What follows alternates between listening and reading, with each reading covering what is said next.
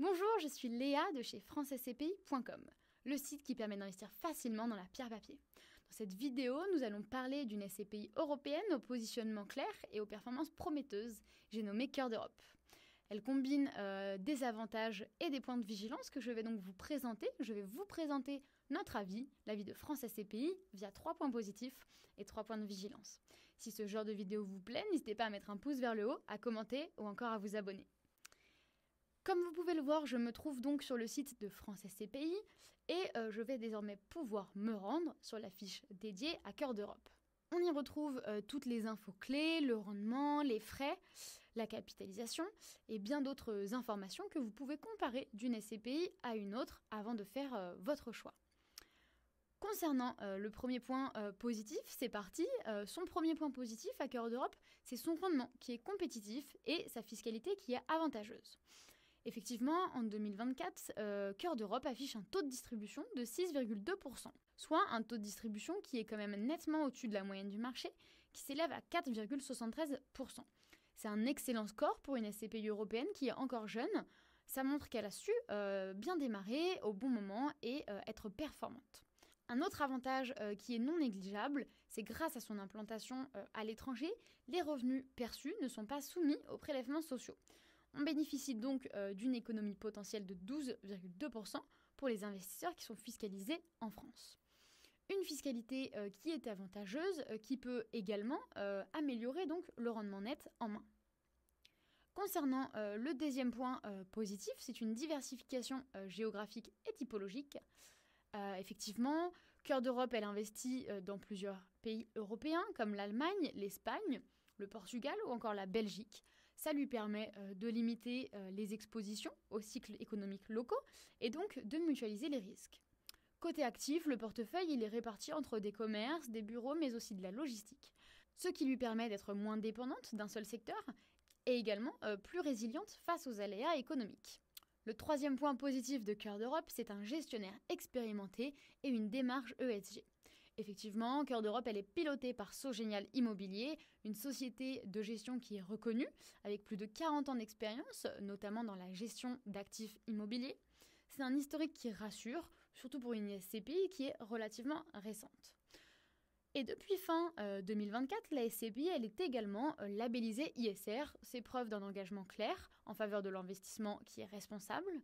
Les actifs donc sélectionnés par la société de gestion et la SCPI ont des critères environnementaux qui sont précis, ce qui contribue à valoriser le patrimoine à long terme et donc à s'inscrire dans une logique durable. Donc c'est important de regarder ce qui va bien, les indicateurs de bonne santé de la SCPI, mais c'est aussi important de garder certains points en tête, certains points de vigilance.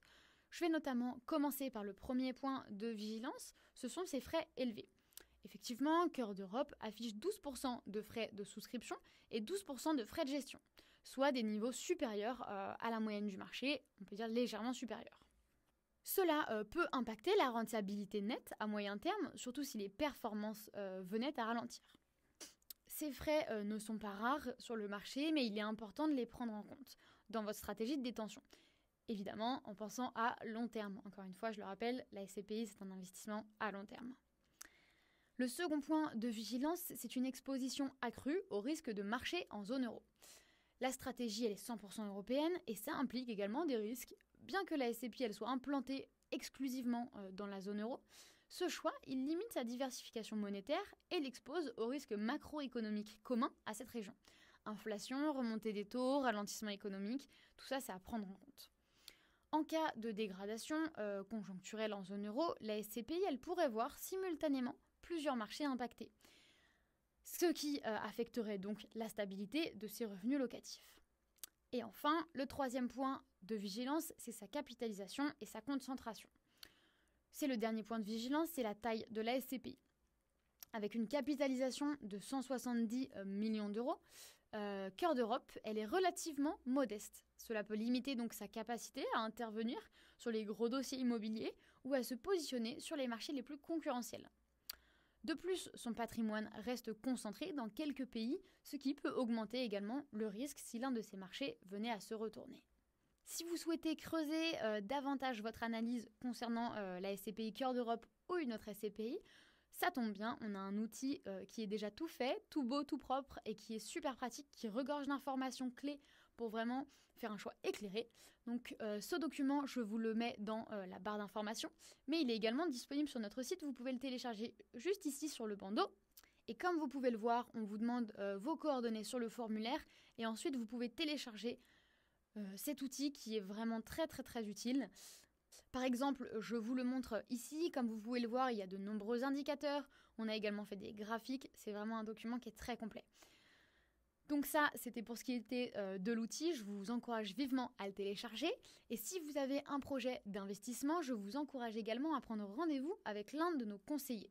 Ils seront capables de déterminer au mieux les SCPI qui correspondent à votre profil, parce que effectivement, d'une personne à l'autre, d'un projet, d'un type d'investisseur à l'autre, on n'a pas les mêmes besoins, on n'a pas les mêmes envies, pas les mêmes projets non plus.